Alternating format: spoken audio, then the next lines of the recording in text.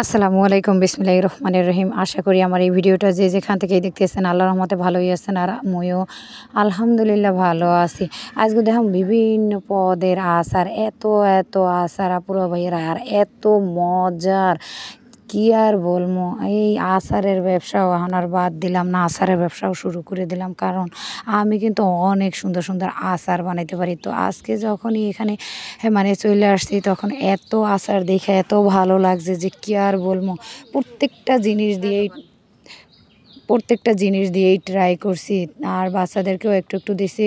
অবশ্য আমি বাইরের খাবারটা তেমন একটা দেই না, কারণ কি বাচ্চারা দেখা যায় বাইরের এইটা ওইটা খাইতে চাইলে সবসময় অভ্যাস হয়ে যাবে, এই জন্য তেমন একটা দেই না। কিন্তু এই আচারগুলো এত মজার ছিল, একেবারে না কিনে পারলাম না। তখন ওই ভাইয়াটা বলতেছে যে আপনি যে ভিডিও করতেছেন আমারে তার জন্য টাকা দেবেন। আমাকে হ্যাঁ, আপনারে তার জন্য কি টাকা দেব। কিন্তু আচারগুলো এত মজার ছিল, আমি কিন্তু একেবারে প্যাকেট করে বাসায় পর্যন্ত নিয়ে আসছি।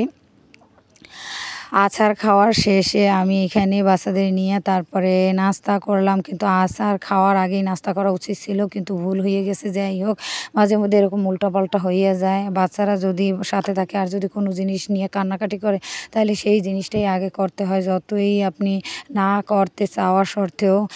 আর দেখা যায় কোনো কাজেই ছোট না, আমি যখনই যে কাজটাই সামনে দেখি না কেন সেই কাজটাই শেখার চেষ্টা করি এবং করার চেষ্টা করি, কারণ আমি মনে করি কোনো কাজেই ছোট না। কারণ কি আপনি যে কাজটা কইরেই টাকা উপার্জন করতে পারবেন, আর সেই কাজটাই অনেক বড়।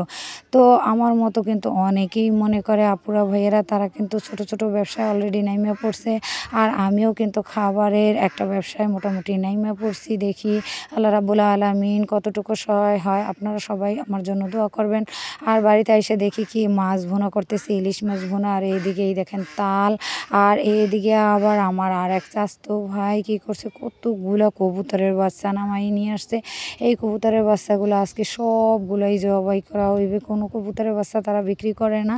তো আজকে সব কবুতরের বাচ্চাগুলো নামাইছে। এগুলো এখানে প্রায় ৮-৯ জোড়া কবুতর, অনেক সুন্দর সুন্দর। আর নিজেরা যে জিনিসটাই পাইলা মনে করেন করা যায়, সেই জিনিসটাই কিন্তু অনেক উপকার হয়। কারণ কি দেখা যায় কিনতে হয় না, টাকা দিয়ে কিনতে হয় না। নিজেরা যদি মনে করেন হাঁস মুরগি পালন করে হাঁস মুরগিতে ডিম দেয়, তখন কিন্তু অনেক আনন্দ লাগে এবং কিনতে হয় না।